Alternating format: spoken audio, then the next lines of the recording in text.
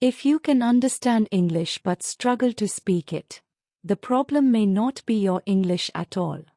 In fact, many learners know enough vocabulary, understand conversations, and recognize grammar patterns, yet still freeze when it's time to respond. That's because speaking isn't just about what you know. It's about how your brain processes language in real time. And without realizing it, most people train their brains in a way that makes speaking slower, harder, and more stressful. Today, you'll discover the hidden mistake your brain is making and how to finally fix it. Most people believe fluent speakers have better vocabulary, stronger grammar, or a special talent for languages. But that's not what creates fluency. The real difference lies in how the brain handles English during a conversation. While many learners rely on translating, analyzing, and mentally checking every sentence, fluent speakers process ideas much more directly.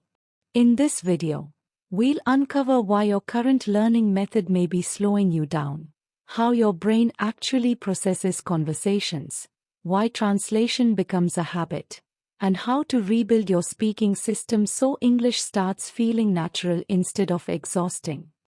Why your learning method creates slow speaking. Imagine someone who wants to become a great football player. Instead of playing football, they spend years reading books about the game, memorizing rules, studying strategies, and watching match highlights. They gain a lot of knowledge, but when they finally step onto the field, they struggle to perform. Knowing the game and playing the game are not the same skill. This is exactly what happens with English. Many learners spend most of their time watching lessons, studying grammar, memorizing vocabulary, and consuming educational content. These activities feel productive because they increase knowledge. You learn new words, understand new rules, and feel like you are making progress. The problem is that speaking is a separate skill that requires its own type of training. Your brain adapts to whatever you practice most. If your daily routine focuses on reading, listening, and studying, your brain becomes efficient at understanding English. It learns how to recognize words and process information. But speaking requires something completely different. It requires your brain to retrieve words, build sentences, and express ideas instantly under pressure. As a result, many learners develop a gap between understanding and speaking. They can follow conversations, understand videos, and recognize advanced vocabulary. Yet when someone asks them a simple question, they hesitate. Their brain suddenly starts searching for words, checking grammar, and trying to create the perfect response. This leads many people to believe they need more vocabulary or more grammar. In reality, the issue is often not a lack of knowledge. It's a lack of speaking practice. They have spent years strengthening their understanding system while barely training their speaking system.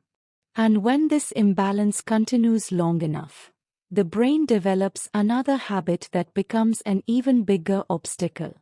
It starts relying on translation, a process that silently slows down every conversation. How your brain processes conversations. To understand why speaking feels difficult, you first need to understand what happens inside your brain during a conversation.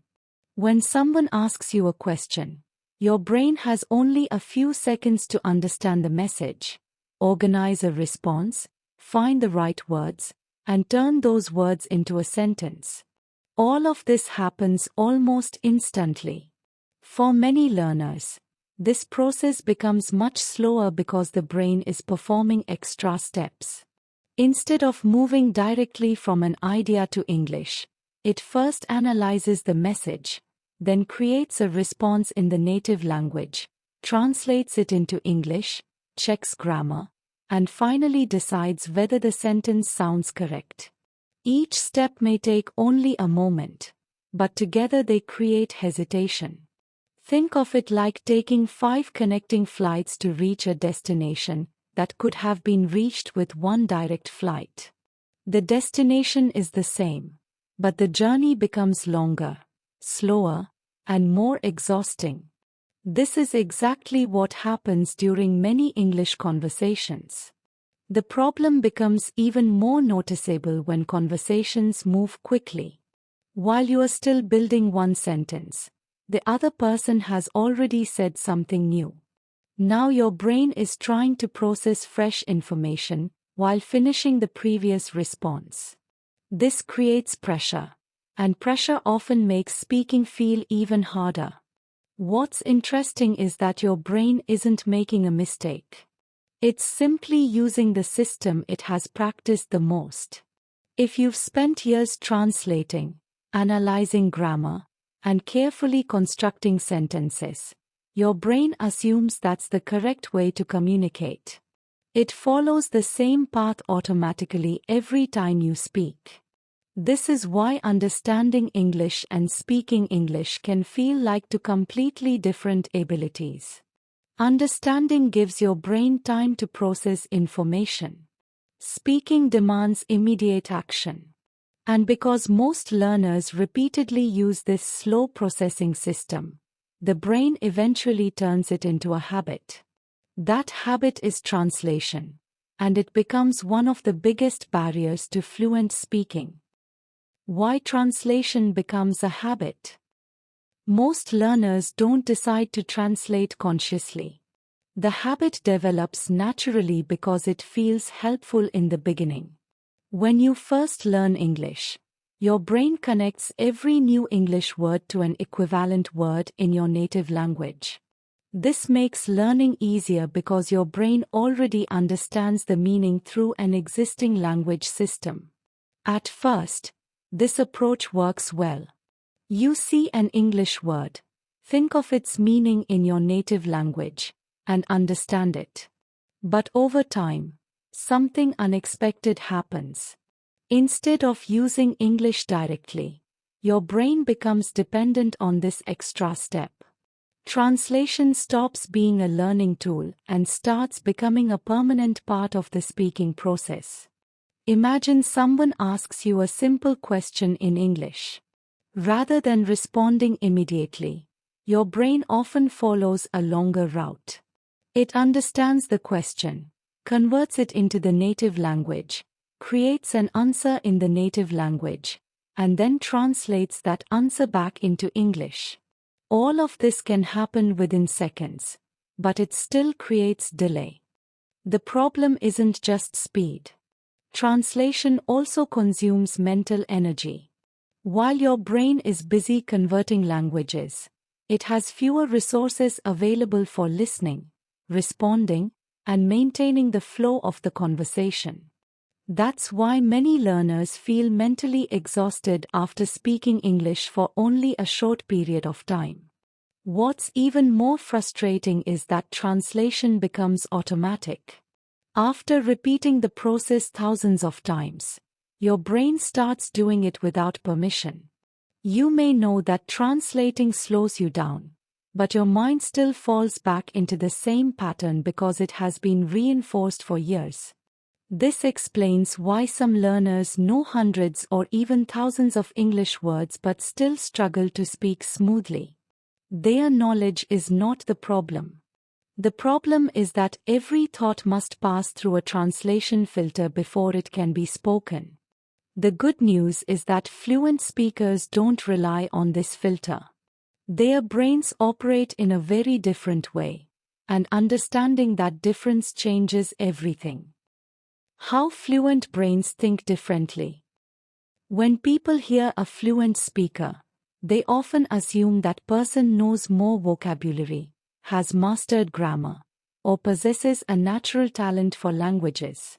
While those things can help, they are not the main reason fluency exists. The biggest difference is that fluent speakers process ideas differently. Think about what happens when you see a glass of water. In your native language, You don't see the object and then translate it before understanding what it is. The meaning appears instantly. Fluent English speakers develop a similar connection. They learn to connect English words directly to ideas, images, emotions, and experiences instead of routing everything through another language.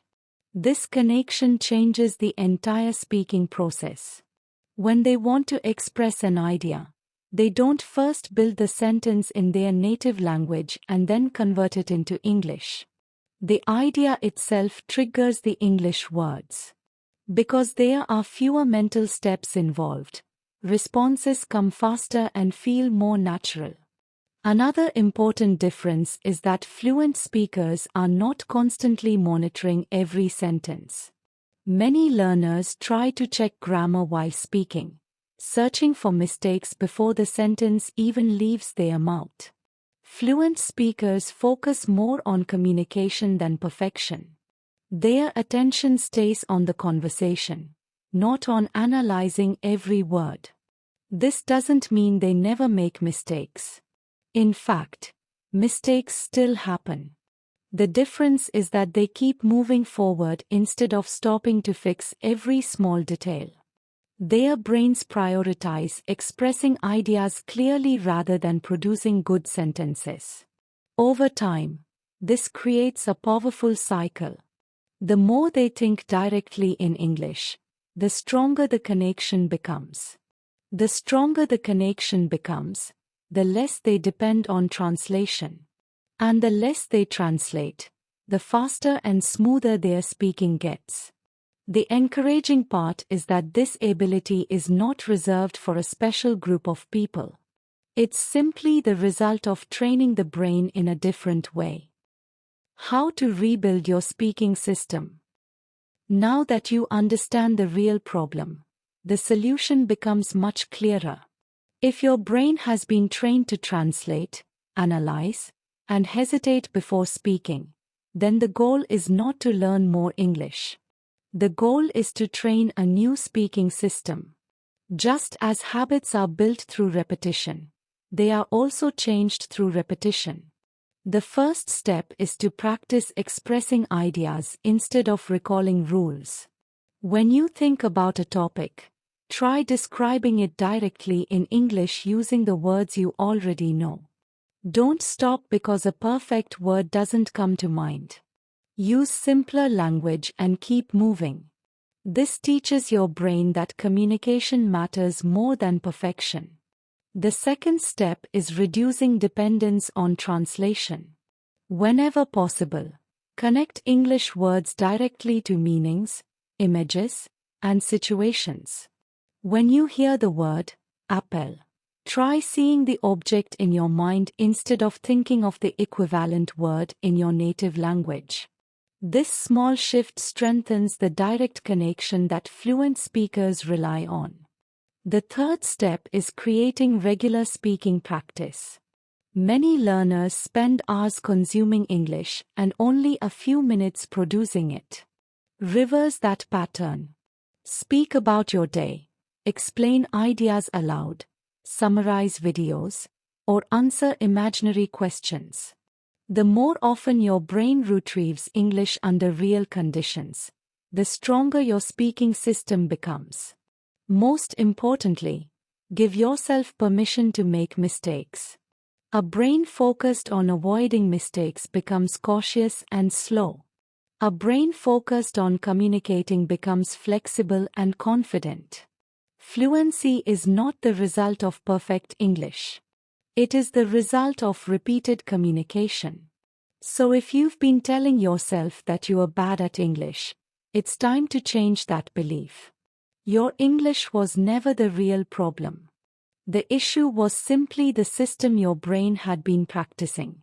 Change the system, and over time, you'll change the results. And that's when speaking English starts feeling natural instead of difficult. By now, you've probably realized something important. You were never struggling because you lacked intelligence, talent, or enough English knowledge. In many cases, The real challenge was the system your brain had been practicing for years. When you train yourself to translate, analyze, and search for perfect sentences, speaking naturally becomes difficult. But when you start connecting ideas directly to English and focus on communication, everything begins to change.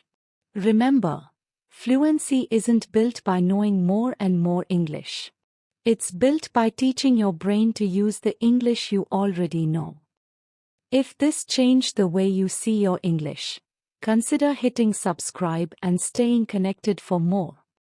If you found this helpful, a like really supports the content and helps it reach more people.